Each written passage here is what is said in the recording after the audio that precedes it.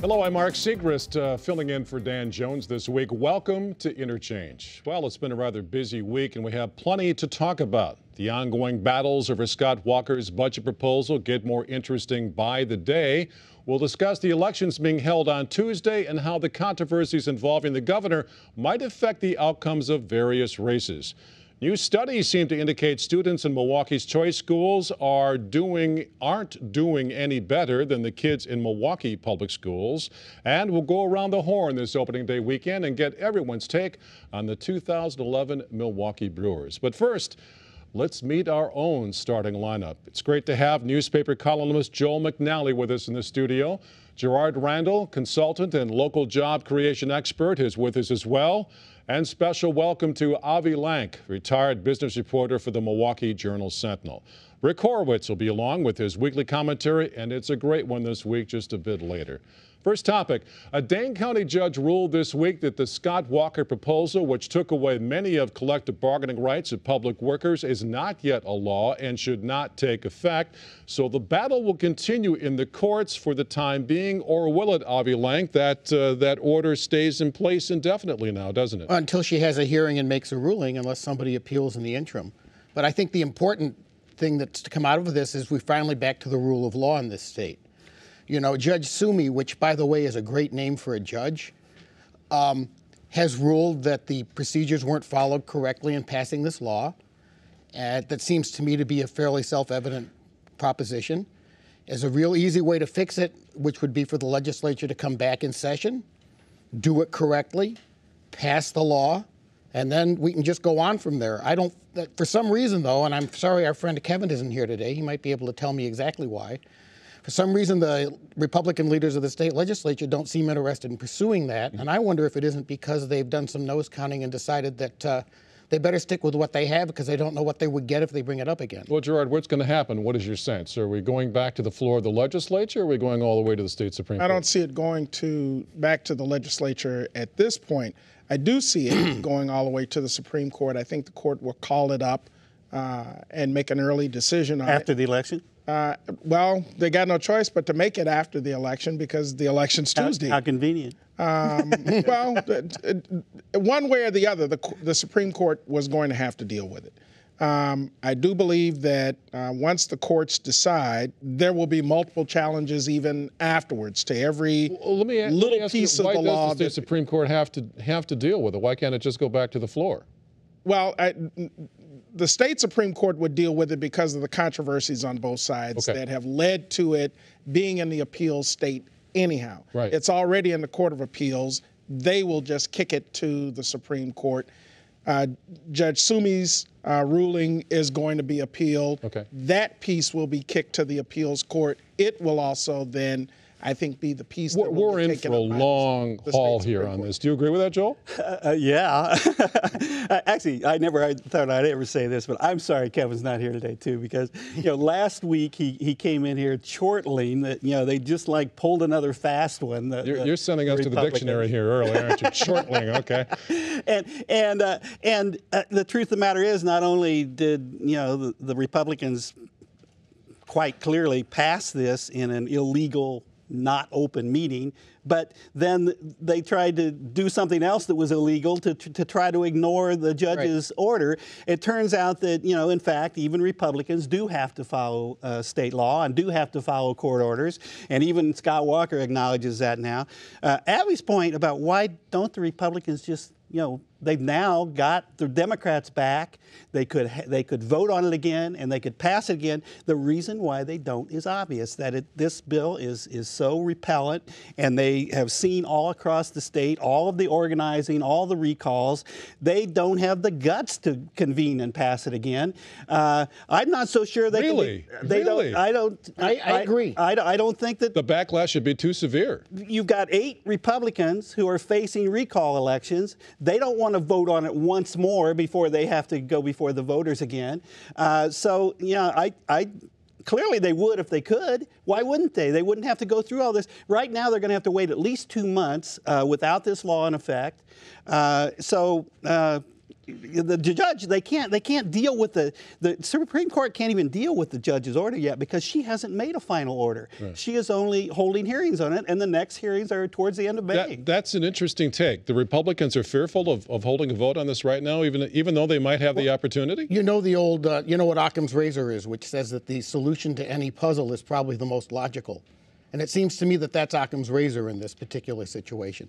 The other thing that I find interesting is, and I said it sort of at the beginning, but I'll say it again, you know, Scott Walker has finally, or his administration has finally admitted that, yeah, we got to pay attention to courts. And I would point out that that's a long tradition in the United States. George Bush became president because of the Supreme Court. Yeah. And when these recall elections that Joel is talking about come along, if somebody finds a flaw in the way the papers were filed against, just to pick an example, Alberta Darling, and takes it to court, I would fully expect the recall people to go along with it if the judge said too. You know, this is part of the way things are set up. It's part of the way the system ought to work. It deserves respect, and we let it roll along. Gerard, was the Republican leadership being serious when they were challenging the judge and saying, yeah, I think this really can take effect in law, despite the court's position on this, or were they just being political? No, I think they were being serious. They were. To them, their read of it was that if the Legislative Reference Bureau published the action of the legislature, then it had the same effect as having the Secretary of State publishing it. Oppose a judge or oppose a position of the court like this? Is it? Well, but they were not the legislative leadership, nor was the Legislative Reference Bureau enjoined from publishing the law. Okay.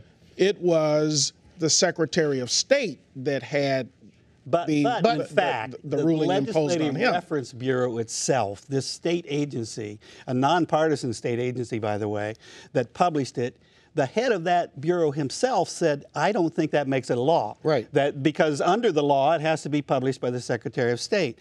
You know, so to me, it was always an absurd position to say we don't have to obey a court order because we're Republicans. But that's not what the Republican leadership said. They were never enjoined from having to publish the ruling or publish the law. They were enjoined from everything. No, in fact, no, they the weren't. leadership They weren't. Was named in that injunction. Well, now they have named them in it. It's just that now they have been named. They claim that it doesn't apply to them because they're the legislature, and when they're in session, they're immune. And that's the basis for no one's immune from the law, nor should no one's immune from the law. I'll grant you that. But in this particular case, the actions of the legislature, they felt they were following their own processes, and that their processes, which led to this law being enacted, but they were justified in doing what they did. Let's move on to a related topic. We have plenty to talk about tonight, as we said at the top of the show. Topic number 2 now. It's going to be interesting to see how the controversy in Madison affects elections being held around the state next Tuesday. First of all, will it affect voter turnout? That's one of our questions. Also, will Supreme Court Justice David Prosser and Milwaukee County Executive candidate Jeff Stone from Greendale be helped or hurt by their perceived connections to Governor Walker? You're nice and even-handed there. Good for you. Yes, they'll both be hurt. They should be. They will. They well should be. David Prosser said his campaign said at its outset he was running to be a complement to the Walker administration. Jeff Stone said at the outset of his campaign he was the successor to Scott Walker. He was the Republican in the race. And then he voted twice for Scott Walker's bill killing collective bargaining. So there's no way you don't tie both of those guys to Scott Walker, and you should. That's who they claimed to be at one point. They're now trying to weasel out of it, but that is who they are. And I have to say, I'm glad that all the controversy at the state has focused on the election of the Supreme Court. We know that David Prosser would have been automatically reelected as the incumbent. That's the way state Supreme Court elections are always run. And we did not actually see until he got into some of those debates who that man is. And I got to tell you, he is biased. He is unethical. He grossed out an entire room full of people at one point, asking his opponent whether he was a turd or the governor was. I mean, do we really have to choose? I mean, can't both of them stand up and for what they believe in, they say. Will they be helped, both of these men be helped or hurt by the... The only thing that I would agree with what Joel has just said is that the actions by the Walker administration will boost turnout, and that the two candidates that are being tied to the Walker administration will not be able to benefit from a tie to the Walker administration. In any other kind of election, a newly elected governor... The pendulum has switched so much. I think it has switched so much, but the question is whether or not that the turnout, whatever that turnout is going to be strong enough to disadvantage Jeff Stone, who had 40% of the vote in the primary. So there's a high hill for Chris Abele to climb in order to overcome the vote advantage that Stone had then. So I think it's going to be a close race there, and I don't know that you can call the outcome of that race. Really? Chris Abele has enough baggage that's out there that will give people pause either to come out and vote or to vote for him. I would think, first of all, I think that Abele and Prosser are going to find out that it's just as bad a year to be them as Feingold found out it was to be a Democrat last year. And I think probably you should... You mean Stone and... I'm sorry, Stone, thank you, Stone and Prosser. As for Abele, as flawed a candidate as he is, the people who want to send a message to Walker probably will vote for him. And there's something to remember about both of these elections. One is that the county executive election is just for 1 year, a one-year term. So that if Mr. Abele, for example, were to win and run into a lot of the problems and he's been called an amateur, and that's probably not he is. He's never been a professional politician.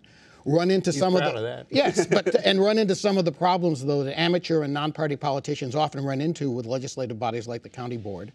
It'll become apparent in a year, and then you can sort of have a mulligan. You can do it over again. Let me ask you, gentlemen. Just one other thing about the Prosser election. Okay.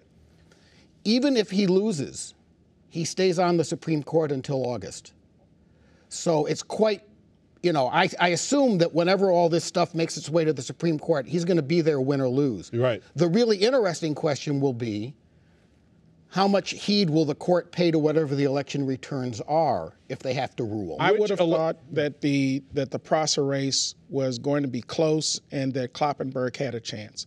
When she began to run this ad that accused Prosser of not paying attention to a victim who had been abused by... That's not her. Well, let me say, she hasn't disavowed it either. That is she hasn't disavowed the ad. Don't say she ran the ad. Well, she didn't do it. Her team has run the ad. Let me put it that way. Not under the law. These are people who support her. She hasn't disavowed the ad. The victim has now come out and said that she was wrong and her team was wrong for running that ad. No, that's exactly what's happened. No, it They are running an ad. The victim is running an ad along with his brother, accusing Kloppenburg of misleading the voters by saying that Prosser has not been helpful to them when he was. And that's not true. Let me bring up another point. The ad will speak for itself. Let me bring up something. The ad will speak for itself. Let me bring up something truthful. Another big factor in this election is there are only two parts of the state where there are hot local elections that are going to feed into this statewide Supreme Court. And it's Milwaukee County and it's Dane County. With county executive in Milwaukee County and the county executive in Dane County, that will boost turnout in both of those big districts where already the anti-Walker, it seems to be that the people who know Walker the best are the most anti-Walker and therefore are now the most anti-Prosser and anti-Stone. I asked this question seriously. Looking at both races, both elections, which one will have more direct impact on Milwaukee County? I realize we're talking about county executive, but is the county executive that important of an office anymore? I'll tell you, the thing about the county executive race is that is a horrible job. Scott Walker left the county's economics in such a shambles. I do think that Chris Abele, being a very smart guy who works with Republicans and Democrats and can work with Tom Barrett in the city, his whole theme has been we need to consolidate services in order to cut costs, and that's the only hope of saving Milwaukee County, I think. Creative stuff. But for the long term, I mean, a Supreme Court seat is a 10-year seat. That can affect our lives for the next decade. In a cloistered existence. Yes, we don't hear yes. from these people. Beyond which, if you look at the Supreme Court voting patterns, this seat is a swing vote. There seem to be 3 people who cluster on the left and 3 people who cluster on the right, and the incumbent usually clustered on the right. So if he's defeated by someone who comes from the left, you know. Charlie Sykes said on his conservative radio program, I am. Listen to this one. And he agreed with Kevin last to me, week. it's an unbelievable quote. He says that if Kloppenburg is elected, the Supreme Court of Wisconsin could undo everything that Scott Walker has passed. Now, that's saying that what he's passed is of questionable legality if the majority of the Supreme Court will throw it all out. Topic number 3, Governor Walker has long been a big supporter of school choice, and in fact, he would like to see the program grow. But one study this week said that kids in MPS schools are actually doing better than kids in choice schools on standardized tests for math and science. The next day, another study comes out that says the 2 groups are doing about the same. Well, wasn't the whole purpose of school choice to provide families with a stronger alternative to Milwaukee Public Schools, Gerard? Well, first off, I don't think that the infrastructure is there to have this massive accommodation of families that might consider leaving the Milwaukee Public Schools to go to choice schools. I don't think that's there. There are 2 things that haven't been addressed, and one is the quality of the choice charter programs, and that's evident in the testing that was recently released, the scores that were recently released. Some that point out there's no advantage to going to choice schools. Some say that it's about even. The second piece is whether or not you're going to have generous caps already lifted so that families that really don't need to have a financial incentive to go to choice charter programs be able to do so. One of the things that actually got pointed out in this testing was the reading scores, the math scores in the Milwaukee Public Schools that over the last 5 years, certainly, with regards to reading in the last 10 years, there's been a massive effort to improve reading and math proficiency among students in MPS. They've retrained teachers. They've put well over $60 million in outside money into preparing teachers for math and reading in the Milwaukee Public Schools, and that's starting to bear out. Now the schools have to go back. MPS has to go back into this fray and fight for $10 million in funding that would continue to allow for math proficiency to be improved upon in the MPS, and that doesn't quite make sense. If you're on a track for improvement, continue to sustain that and then hope that you can make some headway with the upper grades. But that's not happening because of the state budget action. Guys, what does this all mean? Well, you know, this is one of these classic cases of what you see depends on what you're looking for. Okay. You know, I can look at it and say, I can look at the 2 stories. In fact, the headline one day said, you know, the schools aren't doing so well, and the other one, the choice schools aren't doing so well, and the other one said they're doing as well as MPS. The glass is half full. Right. You can look at it and say, you know, choice schools are doing no better than MPS, or you can look at it and say MPS is doing no better than choice schools. You know, but I think what you said in the beginning is quite right. Choice schools, and the program's been around now, I think, for about 20, 21 years. Yes. Were sold as a way of giving a better education. And I don't care where you sit in the spectrum, if you're willing to accept these data, that is not happening. Right. So that makes it a different question, which is, how do you go from there and decide you're going to accomplish the goal in the future? And the appalling thing is, what Avi just said, that for 2 decades, we were pouring public money into this program, and very intentionally, we didn't compare the 2 programs. We didn't compare public schools to the choice school, and the choice schools didn't want them compared. They didn't want to be tested. They didn't want their scores compared to MPS.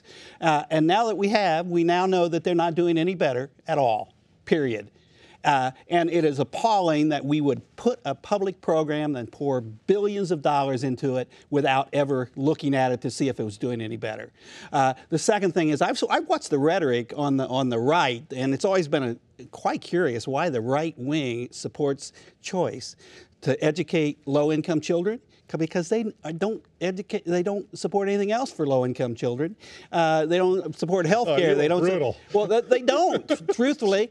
But that's come clear now why that is. Because Scott Walker's proposal to lift the income requirement means that suburban wealthy folks might be able to use the choice program to send their kids to private school, which they've always done anyway, except they had to pay for it before. Now they want the taxpayers to pay for it. All this talk about growing the program, is it going to grow, or is well, if the Republicans get their way and take off income, yeah, I mean, there are all kinds of wealthy people who are sending their kids to private schools. That's usually how they do it to keep their kids out of public school. I think these are some of the areas in the state budget that are going to be fixed. I'm not quite so sure there's overwhelming, and certainly no, there's not overwhelming support to lift the income caps.